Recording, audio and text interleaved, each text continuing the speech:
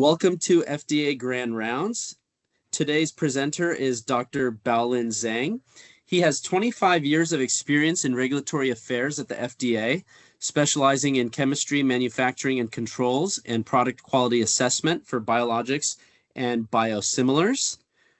As a distinguished senior biomedical research and biomedical product assessment service expert at FDA's Center for Drug Evaluation and Research, he leads regulatory reviews for numerous IND applications and BLAs and directs translational research programs. Dr. Zhang is recognized for his contributions to biotherapeutic characterization, bioassays, and biomarkers, with over 100 publications, 200 invited presentations, and more than 20 major awards, including the FDA Scientific Achievement Award and the AAPS High Impact Article Award. Before joining FDA, he was an associate professor at Nanjing University, deputy director at the Beijing Center for Biologics Research and Development, and a senior scientist at the University of Tennessee Health Science Center. He holds a doctorate in chemistry from Peking University and master's and bachelor's of science degrees in chemistry from Lanzhou University. Welcome, Dr. Zhang, and thank you so much for presenting today. Thank you, Rakesh, for the very kind introduction. Thank you all for being here today. I'm pleased to share our FDA team's work on antibody glycosylation analysis and how it helps enhance the product quality assessment. So just a quick note before we dive in. This talk is based on our team's research and the product review experience. It does not represent FDA's views or policies. Also, the mention of a product name is for product identification purpose only and does not imply endorsement. I'll start with why antibody glycosylation matters, and then share what we learned from the glycan benchmark across FDA-approved antibodies. From there, I'll walk through the current industry approach to glycan analysis and wrap up with our recent work on the development of lectin microarray platform for glycan analysis. So we are familiar with this Y-shaped structure of IgG antibodies. So basically, the two heavy chain in the blue and the yellow color and the two light chain in the green and the red color held together. So what's really fascinating is over the time of evolution, the IgG antibodies also acquired another important structure element. It's called a sugar attached to the Fc portion. Sugars we know like glucose, galactose, mannose, and sialic acids. They are the building block of these glycans. So a glycan basically is when the sugar molecule linked together in a specific way, it forms a glycan. So in this talk, you will hear a lot of glycans. Basically, it's a kind of different type sugar molecules linked together. Even their small size compared to the IgG antibody, this Fc glycan molecule play an important role in the antibody function. So the first question is, what is protein glycosylation? I guess most folks know this. So basically, it's a natural cellular process that attaches sugars or glycans to the protein backbones. There are two mainly types, so unlinked glycan and the O-linked glycosylation.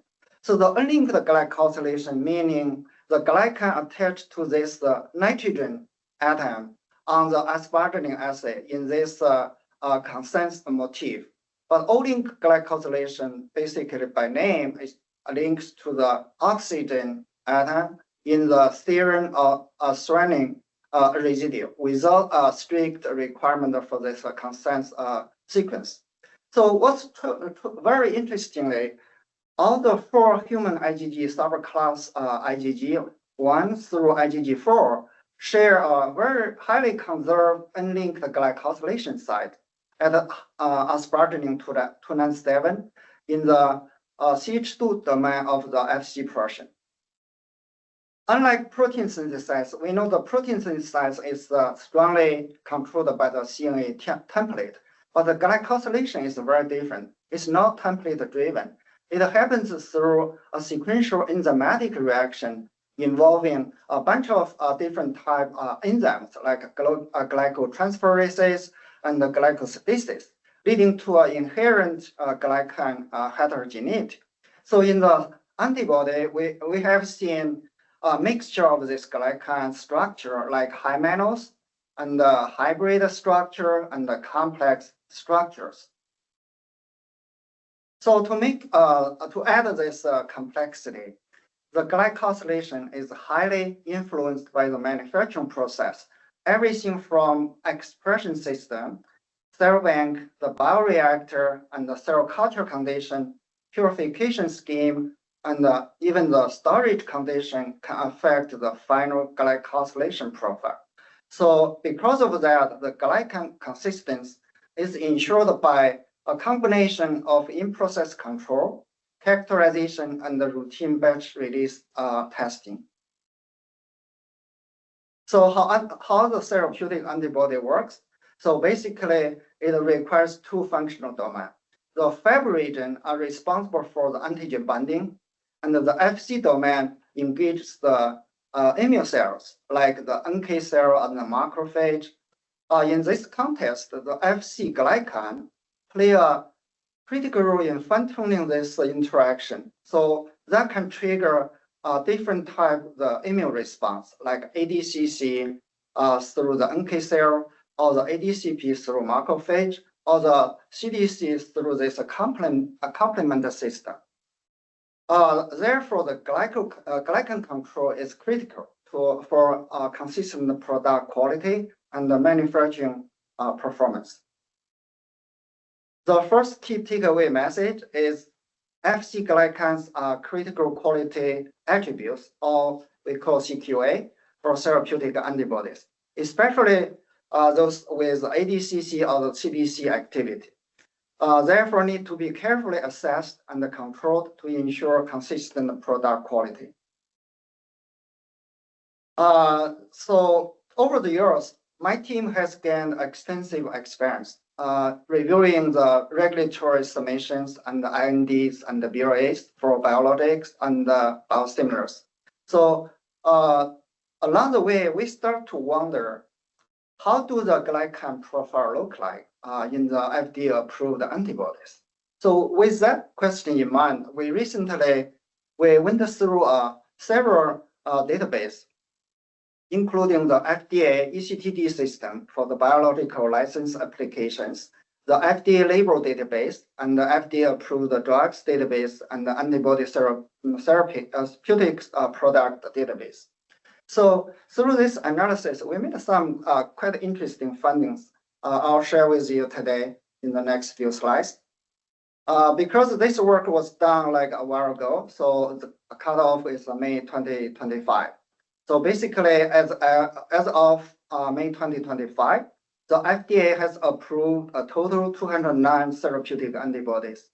As you can see here, they cover a wide range of diseases, with the cancer and the autoimmune disease and the cardiovascular disease leading the way. And many the approvals are still the classic monoclonal antibody MABs, so accounting 71%. But we do see the field is rapidly evolving with an increasing number of bispecific antibody drug conjugates, ADC, or the co-formulation product come into play. So about 71 of these IgG antibody are in the IgG1 format. So with a small number IgG2 and IgG4.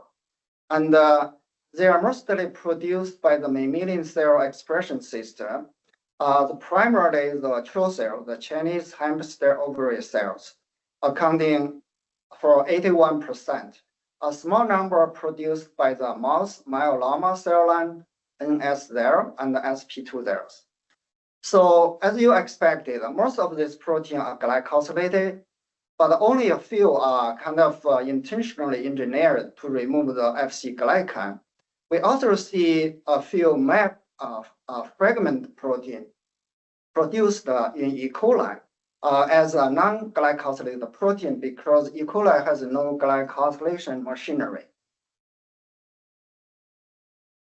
So there are 123 antibodies produced by CHO cell. So when we analyze this glycan profile, you can see here.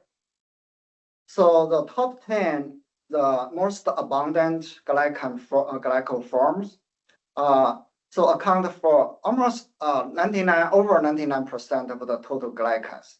So the top three is the G0F, G1F, and the G2F. And when we put these three together, then the total around 88%. But one thing I want to highlight, if you see this, the scatter plot for individual glycan species, there's a wide range distribution across products, meaning from product to product, the individual glycan abundance is quite different. For example, the G0F ranges from 20% to 90%. But also to mention, this CHO cell product has a very low level of sialic acid in the product, typically within the detection limit. And the NS cell and the SP2 cell produce antibody look quite different. So in general, they also share this top 10 glycan profile and accounting 98%. And also the top three is G0F, G1F, and the G2F. Similarly, each glycan species show a very wide range. But the difference is like this protein has non-human glycans. Like the NS0 cell show a high level of this non-human glycan alpha-gal. And the SP2 cell, the blue color showing this NGNA, the terminal sialic acid structure in the final antibody. So given this low abundance glycosylation, they are still tightly controlled in the drug substance or DS specifications. So we look at the biosimilars and their reference product. So we compared 39 biosimilars against 11 reference products. So we found all these products share the almost identical the top 10 N glycan as the CHO cell produced antibodies. And interestingly, several biosimilar products originally made in the NS there or SP2 cells, now they switch to the CHO cell expression system. So the purpose is to avoid this non-human glycans. FDA also approved several of this Fc fusion protein. As you can see here, the Fc fusion protein by design, basically they keep the human Fc portion and then they fuse with a different type of the protein domain, just like this. Then interestingly, this kind of products show a very different glycosylation profile, as you can see here. So the relative abundance is very different from the CHO cell product. But if we separate the Fc domain glycosylation, we see the Fc portion, if we just focus on this part, is very comparable to the CHO cell antibodies. And also, the major difference is this higher sialation and increase the tri and tetra and ternary glycans in this Fc fusion proteins. Also, there's a couple of products also contain the unlinked glycosylation. So one good example is the etanercept. It's an Fc fusion protein with the TNF receptor 2. The connection between the glycosylation forms and the Fc effect function are well documented in the literature. So one classical example is like this typical glycol form with this co-fucose, this triangle, the red triangle here. But there's a small species, a low level, this afucosylated, basically still contains this glycan on the FC portion, but lacks this co-fucus. It's called afucosylated glycans. So it's well documented. This afucosylated glycan species can enhance the interaction between the FC and the FC gamma 3A. Therefore, to enhance the ADCC effect. There's a different report. Some suggest 5-10-fold, and depending on your assay system, it could end up like even higher. So, in this sense, the afucosylation increase the FC gamma receptor binding and the ADCC activity. So that's why the afucosylation is a key glycan driver of ADCC across all the IgG antibodies. So that's exactly what we have seen in the BLA submission. So we've observed 5 very common afucosylated species in these approved antibody products. So G0, G1, G2, G0, Gn, and the -5. So if you look at the left panel, so each represent one FDA-approved product, and the way they control this afucosylation and the acceptance limit. So clearly, the different sponsors use a different this strategy to control the afucosylation, either one glycoform or combination of 3 or combination of 5. So the specification is clearly product specific, and also the acceptance range are very broad. Like this one is only like 0.5 to 1.7%, but this total glycan afucosylation is range 0 to 12%. So what that tells us, this afucosylate glycosylation specification is product specific, is established based on the mechanism of action of the product and also the totality of evidence. So putting this all together, so we have identified this benchmark glycan profile of FDA-approved therapeutic antibodies. So here I want to mention this is the top 10, the most abundant in glycans, as I mentioned earlier. And also I want to mention this top 10 glycan structure share non-terminal glycan epitopes in the yellow box. I'll talk about a little more about this glycan epitope. And also, as I mentioned, there's 5 afucosylated glycans is controlled on the drug substance release specification. Okay, this based on this data, I would pose this way. The benchmarker glycan profile provide a real-world context or perspective for therapeutic antibody glycosylations. So we will take consideration the top 10 major glycoforms accounting for 98% with the main species G0F, G1F, and the G2F. And they share non-glycan epitopes. And also there are 5 low abundance afucosylated species. Next, I'll quickly walk through the current industry approach to glycosylation analysis. The glycan analysis is well documented in the ICH-Q6B and the USP chapters here. So basically, it's take a complementary approach, looking at the intact protein and also the fragments, or the released glycans fluorescence label. And so basically, this allows us to identify glycosylation site and the relative abundance.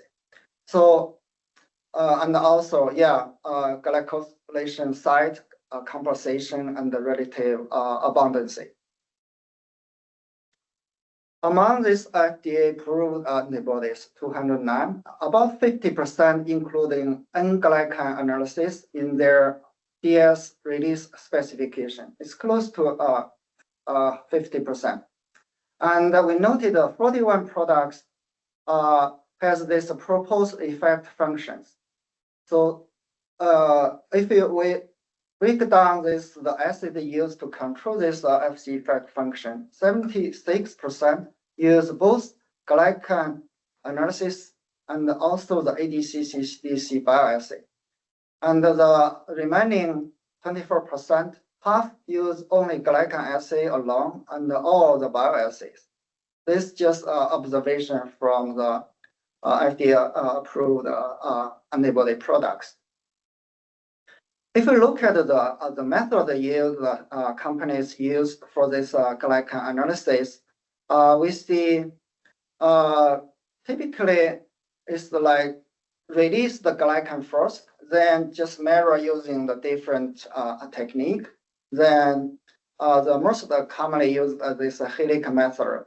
And the labeling method, the 2AB labeling remains the most commonly used reagent, making up 78%. And also, we see an increasing use in this higher sensitivity dyes like RapidFluor, APTS, but right now still a small portion. So this data, by looking through this VRA summations, we found the glycan control depends on robust structure characterization and the release testing with this ADCC CDC assays when scientifically justified to ensure glycan integrity and the consistent functional performance. So interestingly, we look at the FC effect function in the product labeling. So we found the 41 FDA-approved antibodies, including 32 innovators and non-biosimilars, describe FC effect functions as part of the mechanism of action. And interestingly, the labeling language typically use a qualified term, such as in vitro, like in an in vitro setting, proposed mechanism or possible mechanism.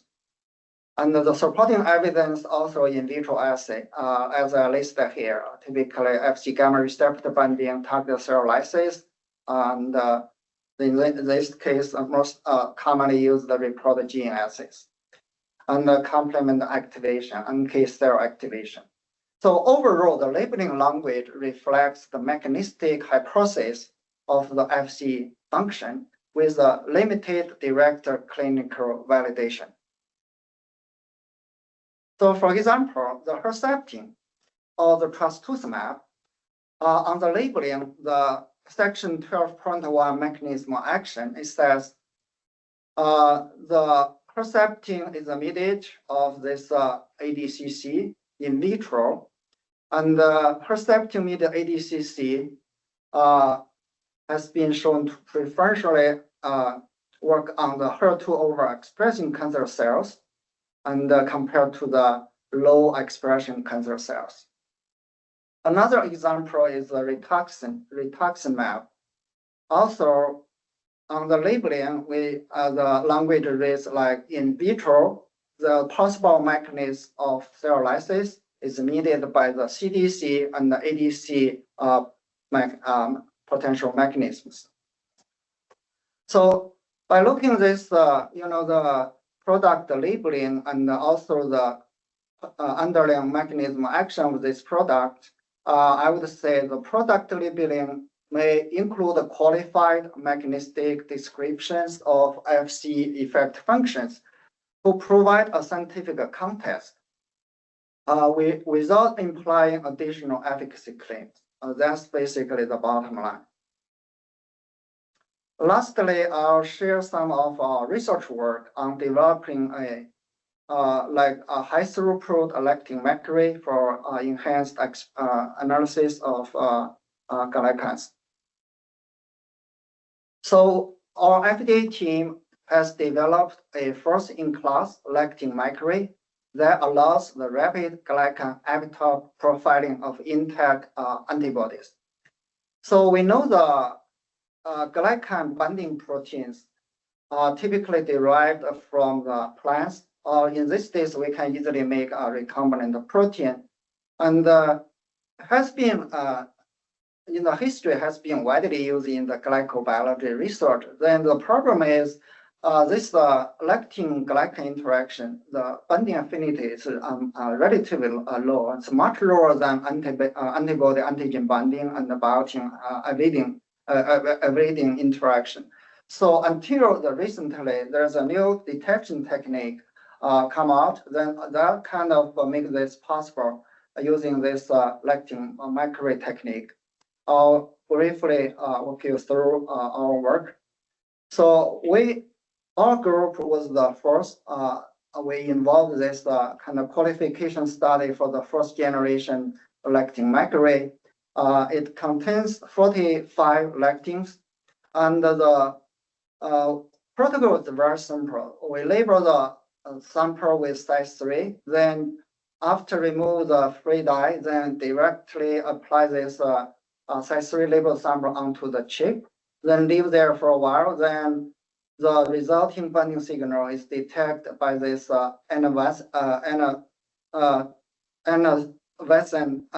fluorescent detection system. That allows, direct detection without any washing step. That addresses the low binding affinity issue, as I mentioned earlier.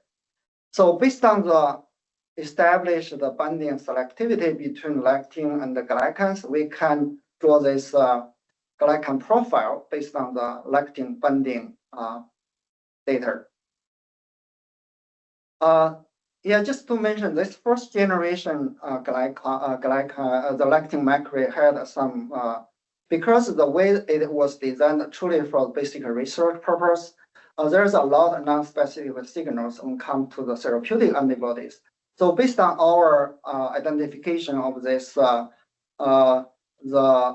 non-glycan phenotype in the licensed product, we designed this second generation lectin microarray. Basically, after a lot of screening work, we identify this non-lectins as listed here, and they selectively recognize the individual glycan structures as listed here, and highlight this structure in the this epitope in the glyco structures. We have done extensive qualification study.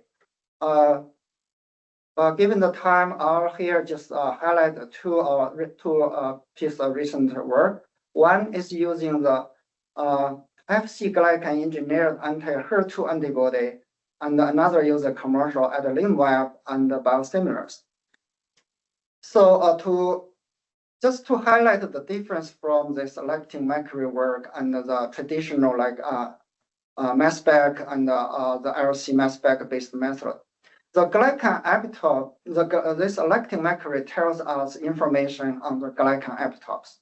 So which means the specific the carbohydrate structure motif defined by the sugar composition, linkage, terminal groups, and potentially the conformational.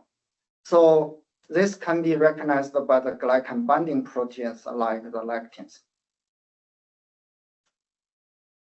In collaboration with Dr. Lai-Xi Wang's lab at the University of Maryland, we create a panel of this anti-HER2 antibody with highly uniform glycoforms through this chemoenzymatic Fc glycan engineering technique.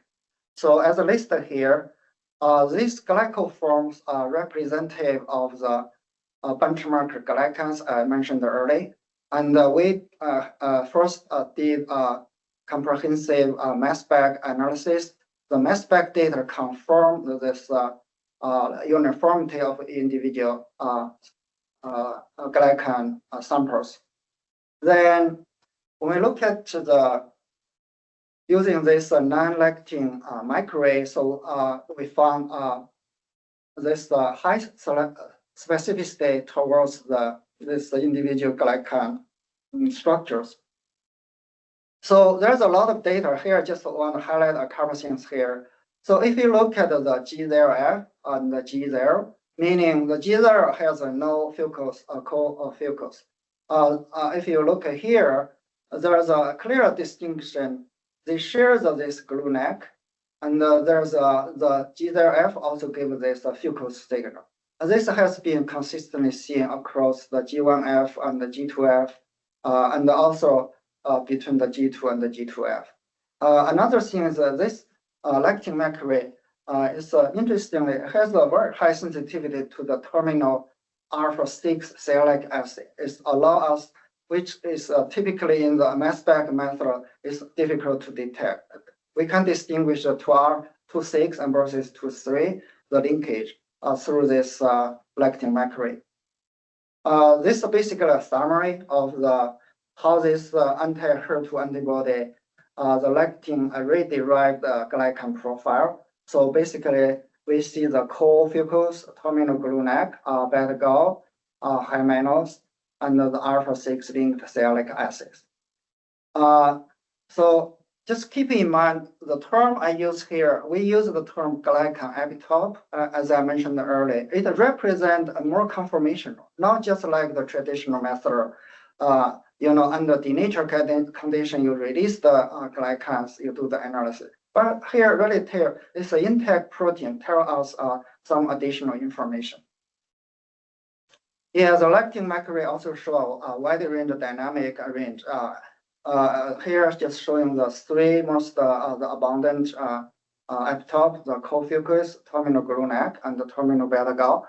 The dynamic range is pretty wide, 0 to 1,000 nanogram per ml. So throughout this assay, we see consistently intermediate precision less than 20%, which is for this prototype lectin microarray is pretty good. But there's always a room to improve to kind of lower this CV value. Yeah, we discussed in our publication. I believe in the future, there's still room to improve. In another study, we compare this adalimumab anti-TNF monoclonal antibody and the biosimilars. So we compared 3 lots of adalimumab and 1 lot each of 8 biosimilars against the adalimumab. So just to make a long story short, so we found that the glycan epitope profiles are highly comparable across all the samples as shown here. And if we do a statistical analysis, we set a 3 plus minus 3 SD of the reference product. All the biosimilars fall within this preset acceptance range. So this data, in summary, we have developed a nine-lectin array. This array offers a complementary, release-free approach for rapid glycan epitope profiling of intact antibody, which add additional addition to the current toolbox using the mass spec or mass spec based method.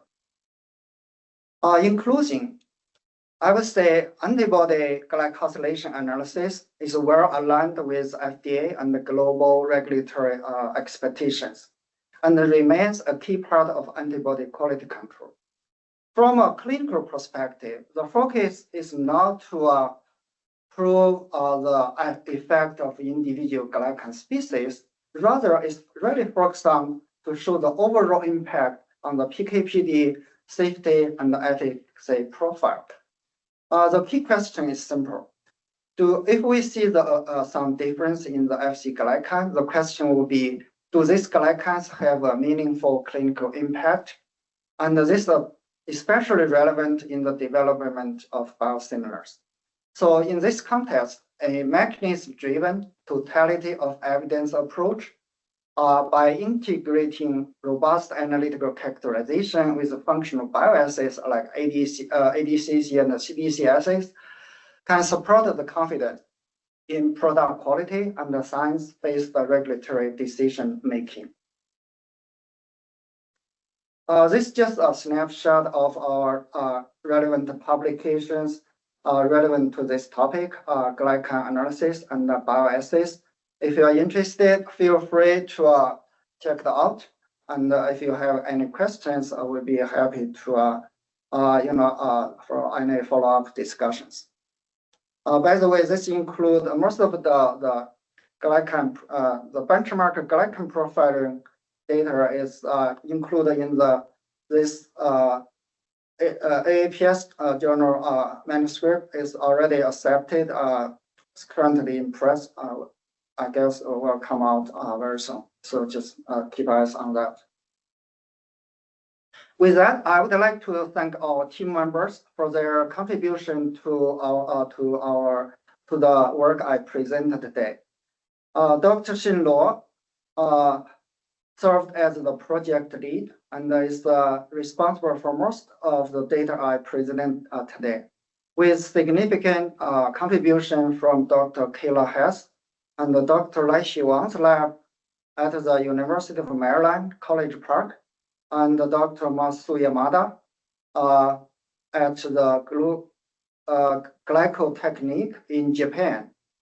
I also want to take this opportunity to acknowledge our former team members for their great contribution to the product review and the research. So together, we build a deep expertise in biotherapeutic characterization, bioassays, biomarkers that really help contribute to the mission regulatory mission, and also supported the regulatory review decision making. So I'm grateful to our collaborators across FDA centers, CDER, SABR, NCTR, NIH, and the biotech companies. I want to highlight two here, Sutro Biopharma and the Brook Biospin, and also our academia collaborators across the world. So our research is supported by the FDA operational funding and also the FDA intramural grants, including the domestic manufacturing grant, the medical countermeasure grant, critical path, RSR, and the COE grants. I also want to highlight our research, the ORIS fellows for their contributions, and the FDA NCI-LTF fellowship program, and also the previous FDA commissioner fellowship programs.